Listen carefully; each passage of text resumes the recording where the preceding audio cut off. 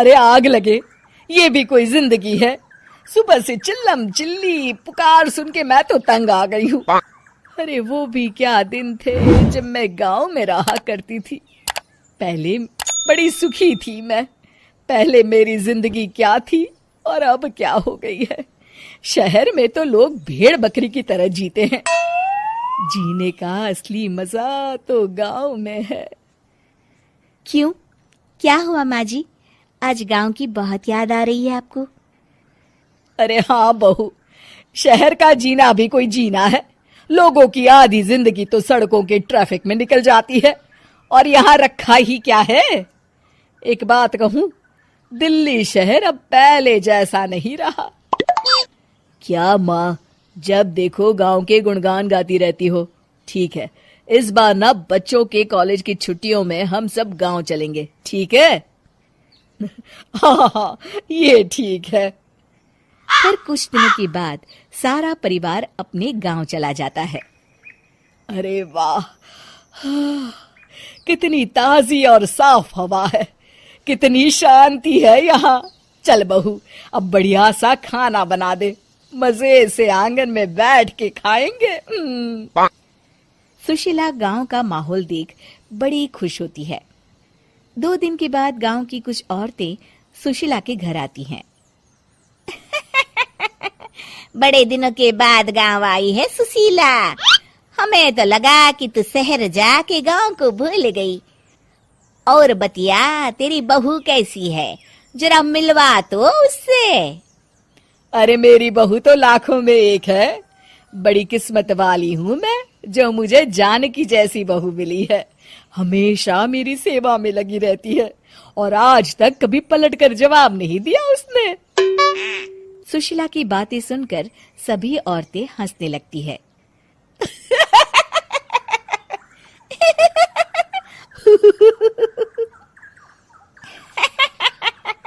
अरे कुछ भी बोले जा रही है। तबीयत तो ठीक है?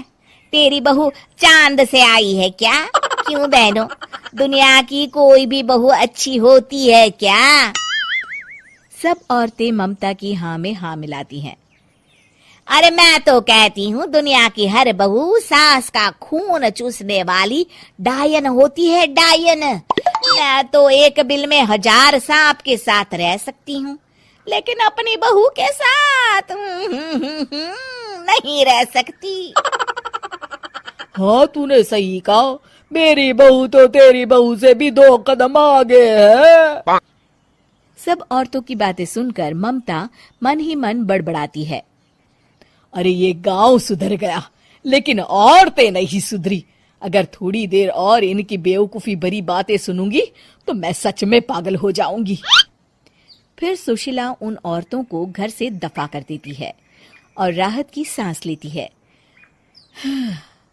अरे बहू, जरा बाम लाके मेरे सर पर तो लगा दे।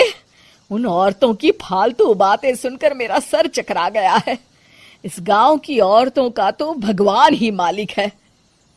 फिर अगले दिन सुशीला की सास उससे कहती है, अरे बहू, तू यहाँ क्या आराम फरमाने आई है? आखिर ये तेरा ससुराल है। चल चल, घर के कामों में हाथ बटा। शहर में कुछ काम धाम तो करती नहीं है। जरा अपने आप को तो देख, कितनी मोटी हो गई है। सारा दिन घर का काम करने के बाद शाम को सुशीला, हाय मेरी कमर, हाय मेरे पैरों ने तो जवाब दे दिया। आज तो मुझसे मक्खी भी न मारी जाएगी। अरे बहू, जरा आकर मेरे हाथ पैर तो दबा दे। जी माँ जी, अभी आती हूँ।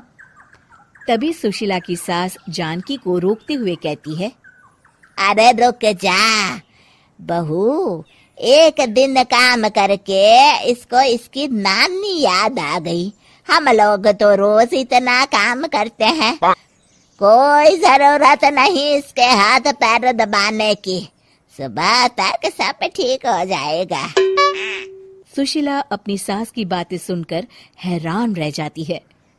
इस तरह धीरे धीरे गांव आने के बाद सुशीला की परेशानी शुरू हो जाती है। फिर एक दिन अरे आज तो मैं कपिल शर्मा देखूंगी क्योंकि आज संडे है। सुशीला जैसे ही टीवी ऑन करती है तभी बिजली कट जाती है। अरे सत्यानाश, इस बिजली को भी अभी जाना था।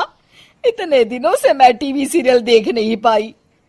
हमारा देश इतनी तरक्की कर रहा है, अरे पता नहीं ये गांव कब सुधरेगा।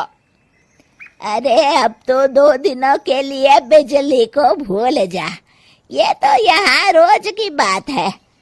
अब इस अंधेरे में रहने की आदत डाल ले। हाँ। हे भगवान, अब क्या होगा? ऊपर से इन मच्छरों ने जीना हराम कर रखा है। दूसरी तरफ घर के काम कर करके और बिना किसी सुविधा के सुशीला तंग आ जाती है और उसे शहरी जीवन याद आने लगता है। क्यों माँ, मजा आ रहा है ना? अरे आपने ऐसी सूरत क्यों बना रखी है? मुस्कुराइए, अब हम गांव में हैं। मोहन के साथ जानकी भी अपनी सास की खिंचाई करती है। हाँ हाँ माँ जी, आप ही तो यहाँ की बड़ी तारीफ कर रही थी। फिर अभी तो कुछ ही दिन बीते हैं, वैसे भी अब तो आप यहीं रहने वाली है ना? अरे नहीं नहीं बहू, मैं एक दिन और यहाँ रुकी तो मर जाऊंगी। मुझे शहर ले चलो। क्या दिन थे, कितनी सुखी थी मैं वहां। ठीक है माँ, हम कल ही वापस शहर चले जाएंगे। इस तरह सुशीला शहर आ जाती है और फिर कभी दोबारा गांव जाने की जिद नहीं करती।